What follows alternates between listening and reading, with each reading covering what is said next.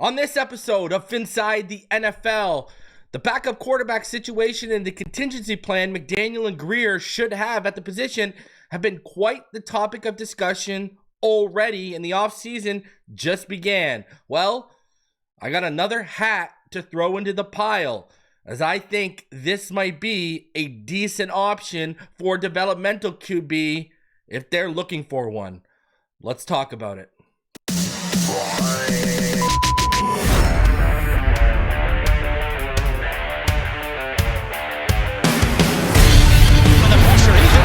Loses the football. Touchdown! Got it! You have got to be kidding me.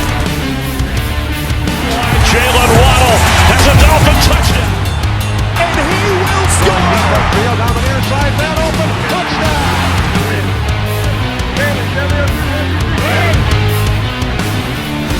The run from Tua Tagovailoa. Touchdown! He's going deep. He's going to put a touchdown again.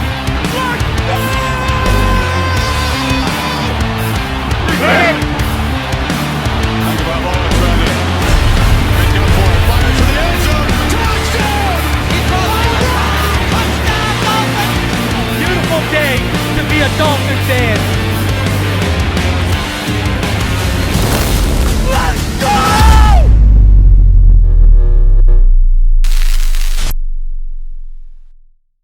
What is good, Fin Nation? What's good? It's your boy Reason, and we are back here for another one. And we're going to talk about the quarterback situation today, and we're going to talk about it a little in depth.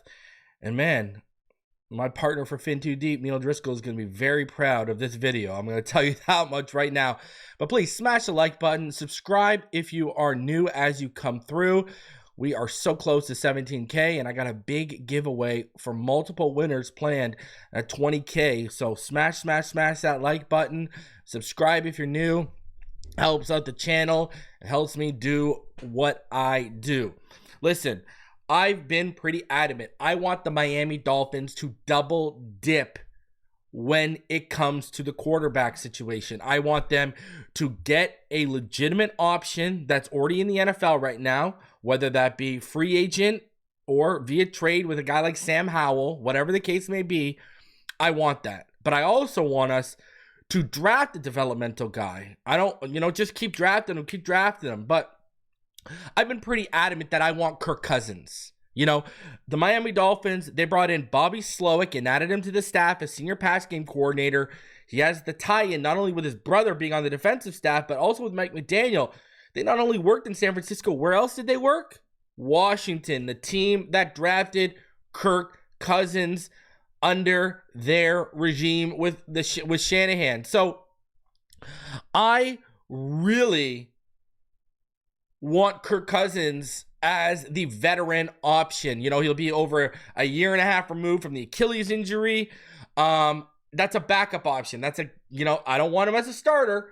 I want him as a number 2 option. I've also talked about how, trading for Sam Howell or after Geno Smith's roster bonus is paid, trading for him makes sense if they want to do it and not give up much.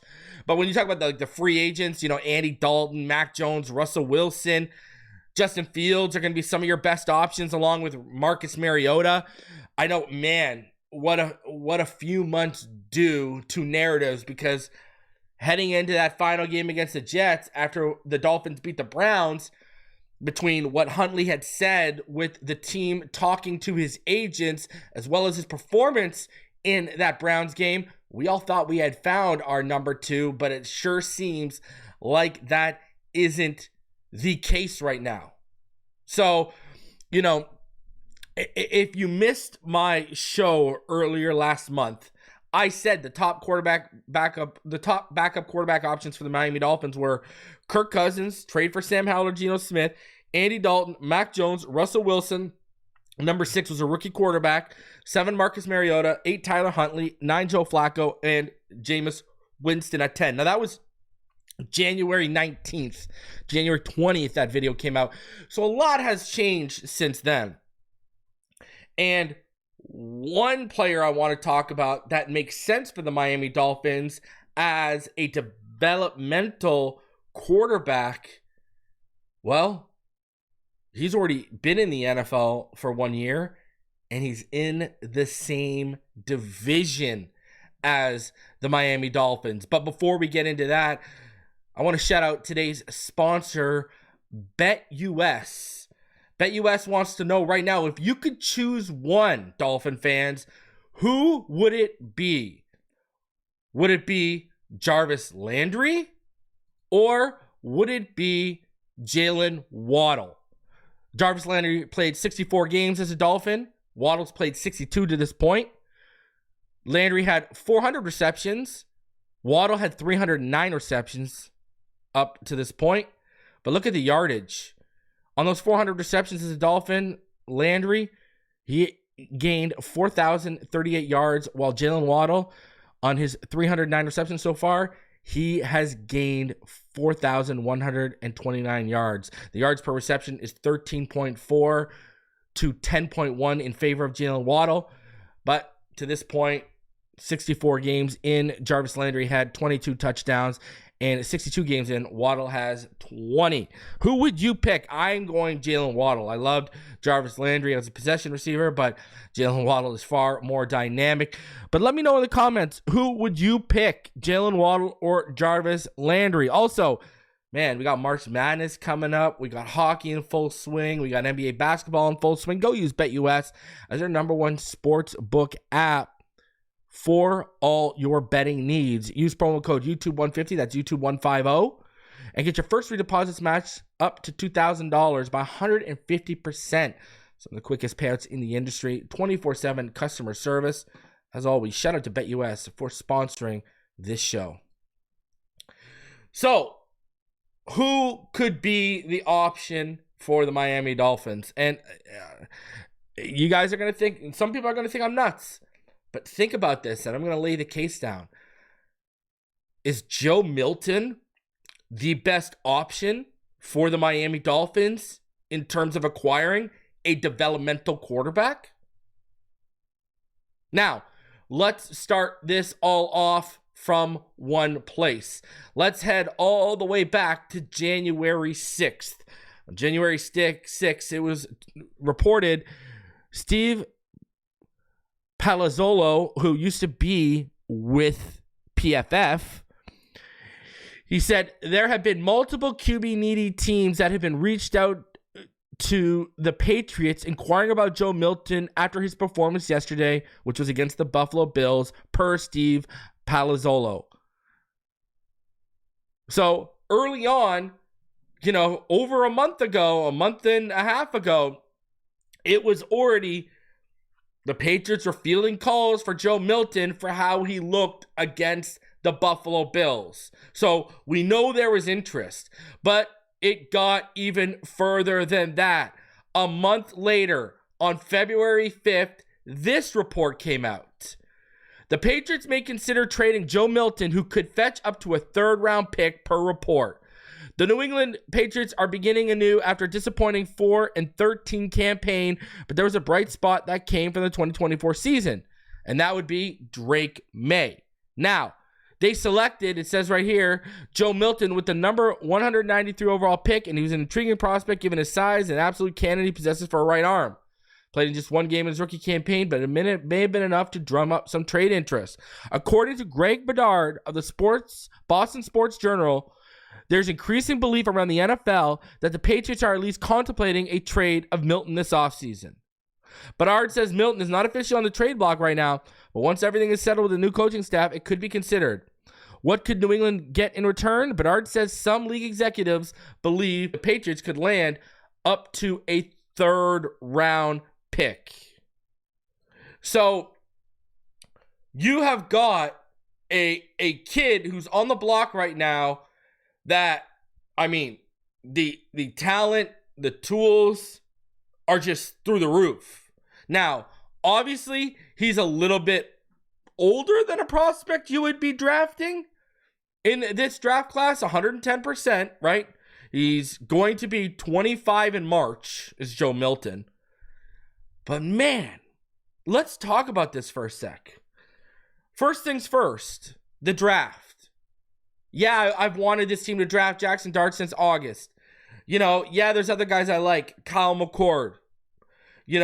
Curtis Rourke, et cetera, et cetera. There's guys, Seth Hennigan. There's guys I like in this draft. Here's the issue. What have I said publicly? I have said there is only 4 quarterbacks I would take in the first 4 rounds. Right? I said I'd take Cam, Dart, Shedeur, or Milroe. And Milroe needs like 2 years to sit. Those are the only quarterbacks I would take in the first 4 rounds. Guess what, guys? Are any of those guys going to be around in the 3rd or 4th round? Sounds like Dart's going to go in the 1st with Shedeur and Cam. I don't see Jalen getting outside the 2nd. Maybe if he sneaks in the 3rd, but then he's gone. And we won't be picking. Because remember, when it comes to the Dolphins, we're going to have 2 picks in the 3rd round. Actually, sorry, 1 pick, right? Because we're only getting a comp pick for Hunt. The Wilkins pick has turned into a 4th round pick. And we traded our own pick in the 3rd round to move up for Jalen Wright. So you're just going to have a comp pick. What are the chances? Joe Milton went 193. He's not going.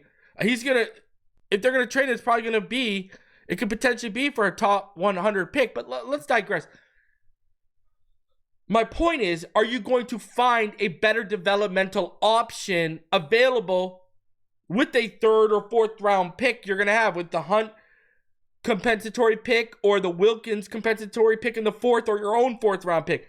Or is there going to be a guy available? Because I'm going to tell you this right now. Where would Joe Milton rank in this draft class? Right? Where would he rank? Think about it for a sec. Think about this for a sec. Where would he rank? Now, there were 6 quarterbacks selected, obviously, in the 1st round. Right? Caleb, Jaden, Drake, Penix, JJ, and Bo Nix.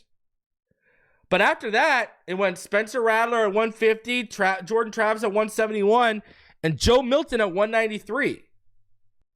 And, man, I mean, when you look at him, he's had a year of NFL coaching. And you look at the traits he had coming out. I mean, it was already talked about in that article, but everyone knew, and their mother knew, he had a cannon arm, and he put it on display in the preseason and in the offseason when he had a chance. I mean, you're talking about a guy over 6'5", like 235, right? We're talking about like prototypical size. Sorry, he's up to 246. He was 235 projected for the draft. Now he's up to like 246. Guy is absolutely massive. And, mechanically for his, for throwing, he's got a cannon. He's got a great release. He knows how to lead receivers into windows. And he got some zip behind that ball. I mean, you guys have seen not only is he a playmaker and a creator with his legs, which we saw in the preseason and we saw against the Bills, he can feel it really well. Like, he has a pretty decent pocket presence. He doesn't just get to the back of his drop and bail. He'll get to the back of his drop, feel out the pocket, start reading the defense, and then if he feels, he will bail. And, man, that cannon, that don't slow down when he's on the run. He still can fire that thing when he is on the run and making moves. Now, there were some issues with him coming out, which is why he went 193, being that he was going to be turning 25. Very much the Tennessee offense was pretty much, you weren't going beyond one read a lot. He wasn't throwing with anticipation much and you saw a big red flag with that. He was trusting the cannon too much, where he was ripping it when he saw it instead of anticipating it and throwing it to where the receiver is going to be. He's not a very good anticipatory thrower. At least he wasn't in Tennessee, right? Because of that one read defense, he wasn't really known as a good processor or someone who's going to read, decipher, and pick apart a defense. That just wasn't his game. A lot of stuff he was making decisions at the line of where the ball was going to go just purely pre-snap. And, he's got accuracy issues. When you look at middle of the field, when you look at underneath, he's got accuracy issues. Hell, he can even have accuracy issues throwing the ball really deep because of touch issues. But you saw the growth this season in his game. If you go watch him in that first preseason game against the Panthers and watch him through there to finishing up preseason against the Commanders all the way to his game against the Bills, you can see the growth in the player. You can see the impact of NFL coaching on his ability right now. And I think you could further that. Now, I wouldn't give up a 3rd round pick. I would call them and I would offer them a 4th or a 5th. Because, again, I don't think you're going to find a better option in the 4th or 5th round. I just don't. I like Kyle McCord. He's never had NFL coaching before. He's never stood in the pocket in the NFL and taken on the live bullets. Milton has that under his belt. And Milton has shown a little bit of fearlessness when you watched him last year. Right? Oh, hell, you can even say that for Cam, Shedeur, Jackson, and Jalen Milroe. Now, do I think those guys are probably going to be better pros than him? Well, Jalen Milroe is going to come down to a lot of coaching, but the other 3, yes.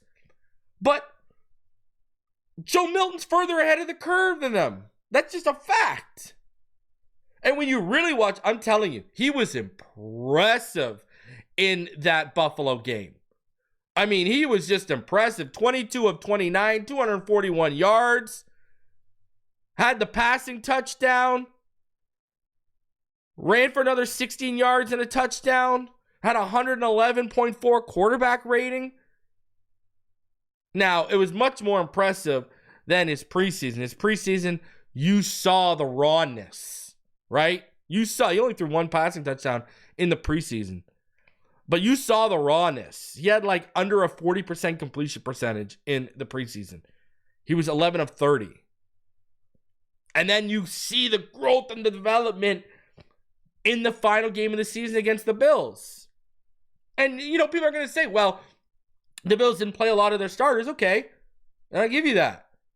But were their starters playing against the Panthers in the preseason when he came in the second half? Against the Commanders in the preseason when he came in the second half? Was there? When the Eagles playing all their starters when they face them in the second half? No. And I'll do you one even better. You could make the argument that the backups he saw against the Bills were far more high level than the backups he saw in the Panthers, Eagles, or Commanders games. He saw them more consistently because by the late 3rd, 4th quarter in a preseason game, you're facing guys who are going to be stocking shelves in a couple weeks. In week 18, the 3rd or 4th quarter, even if a team is benching their starters, you are seeing legitimate backups with legitimate backup careers in the NFL. And Milton was balling. So, I don't think this is that far-fetched. Now, another problem you're probably going to run into is this is a division rival that we're going to probably want you to pony up a little bit. They're probably going to want you to pony up a little bit. Let's be real here. And for me, ponying up a little bit, I would tell them no. I'd be looking at them and say, listen, I'll give you a 4th round pick. I'll give you a 5th round pick. You got 2 picks in the 4th. You got the compensatory with Wilkins, and then you got your own 4th round pick. I would give up one of those for Joe Milton. Then guess what? You've used your pick on your quarterback who has NFL experience. You can continue developing behind Tua and hopefully a really good veteran also. Because, I would give up the 4th round pick and I would still sign a veteran. I'm double dipping. I'm sorry. I'm double dipping. If you can give me Cousins and Joe Milton, let's go. Let's go. And then another year of development for Milton. He can either become the bona fide number 2 or he can be battling for the number 1 spot depending on his development. And then, hey, If you like a UDFA, someone hits the UDFA like a Seth Hennigan, go throw him a contract, bring him to camp, and see what they got.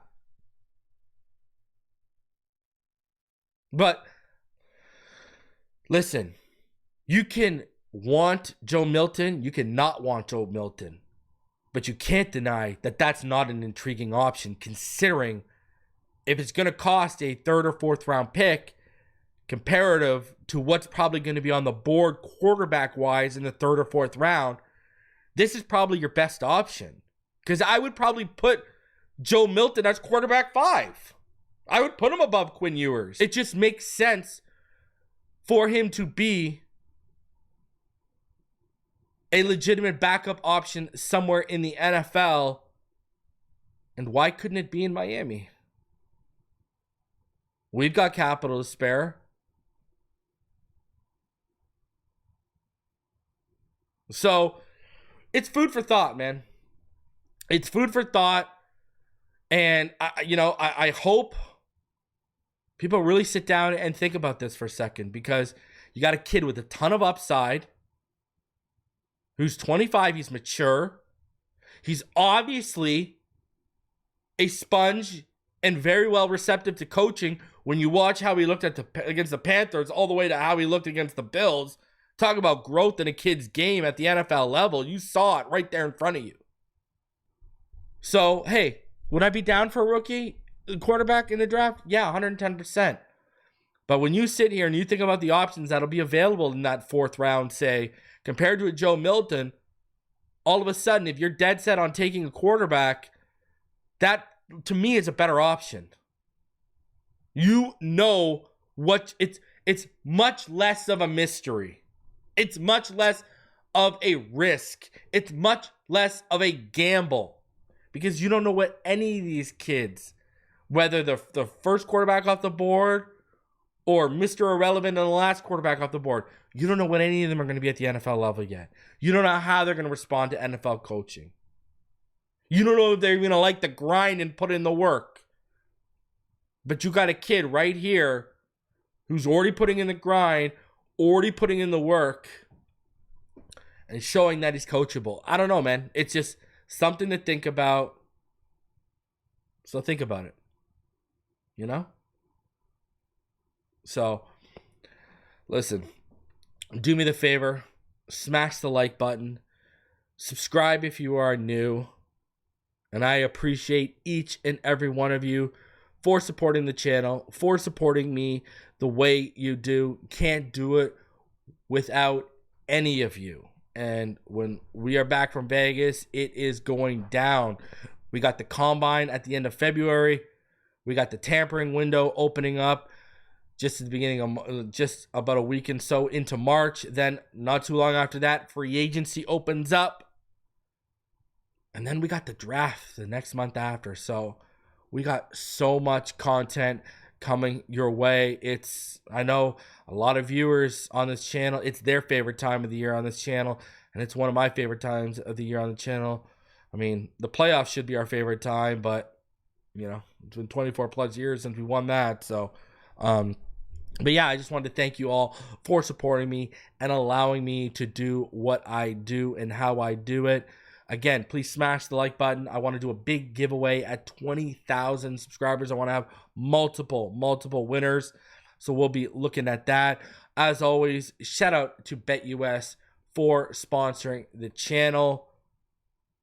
Can't do it without all the help and support of this community, of our sponsors, and what we do here. Hey, again, appreciate all you. I will see each and every one of you on the next one.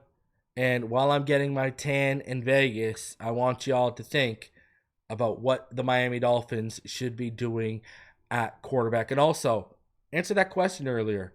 Shout out to BetUS, a sponsor. Would you want Jalen Waddle, or would you want Jarvis Landry if you were going to start a receiving core in Miami? Let me know down below in the comments. I appreciate each and every one of you. As always, fins up all day, every day. And we'll see each and every one of you on the next one. Have a fantastic rest of your morning, afternoon, evening, night, or whenever you're watching this. Love y'all.